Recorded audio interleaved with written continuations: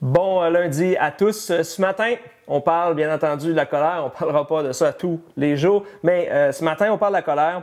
Et particulièrement, ce texte dans Jacques que nous avons lu hier matin, Jacques 1, les versets 19 à 21, qui dit « Ainsi donc, mes frères et sœurs bien-aimés, que chacun soit prompt à écouter, lent à parler, lent à se mettre en colère, car la colère de l'homme n'accomplit pas la justice de Dieu.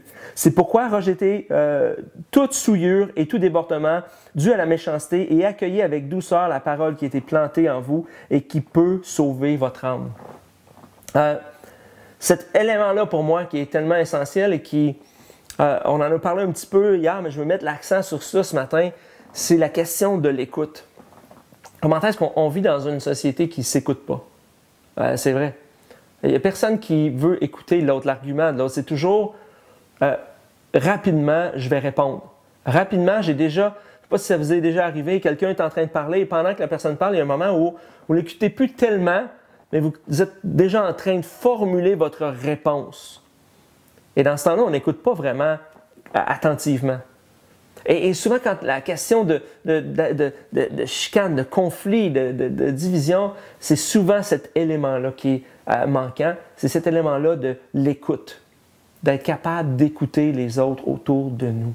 Que je sois d'accord ou pas, d'être capable d'écouter un point de vue, d'être capable de juste laisser quelqu'un s'exprimer calmement. Je pense que ça aiderait énormément dans notre vie de tous les jours, d'être capable d'écouter, puis de s'asseoir, puis de juste, OK, pourquoi? Pourquoi tu crois ça? Pourquoi tu as cette pensée-là? Pourquoi tel élément? Et d'avoir une discussion qui est juste normale, au lieu de sauter aux conclusions, au lieu de tout de suite aller aux barricades, au lieu de tout de suite aller et d'être prompt à se mettre en colère.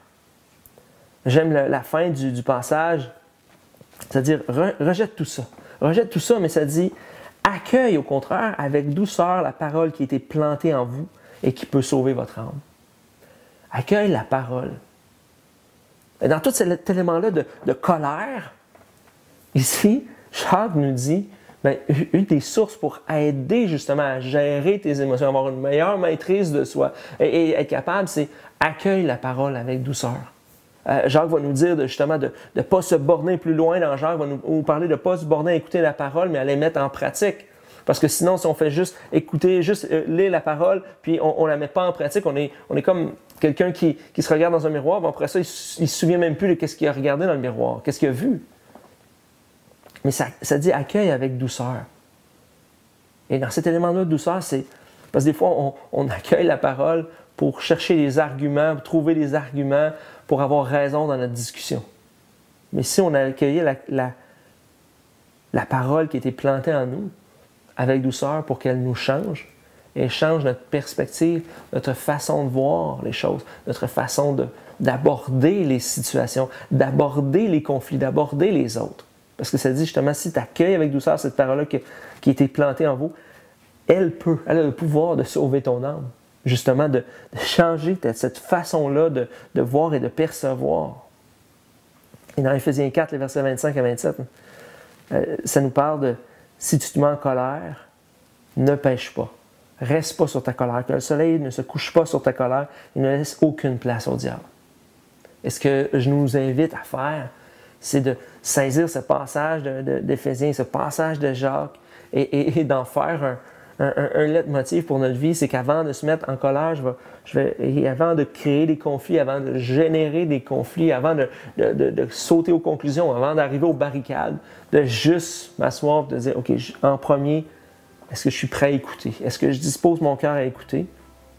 Et je ne veux pas tout de suite sauter trop loin pour créer un conflit, tomber dans le péché et que ce péché-là dégénère parce que je vais laisser la place au diable.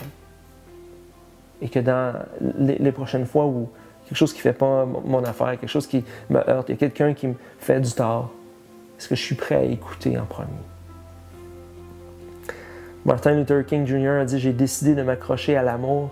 La haine est un fardeau trop difficile à porter. » J'ai décidé de m'accrocher à l'amour.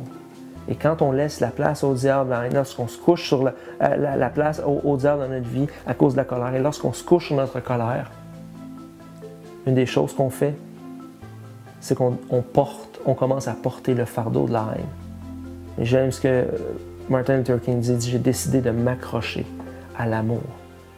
Parce que la haine est un fardeau trop difficile. J'ai décidé d'aimer mes ennemis. Prions ensemble. Seigneur, ce matin, on a besoin de ta grâce dans nos vies.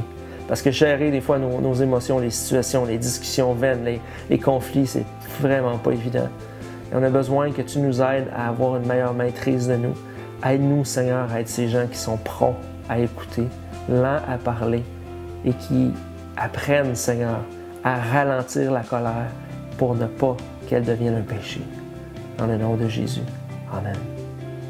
Alors sur ça, je vous souhaite un très beau lundi et on se revoit demain pour la suite.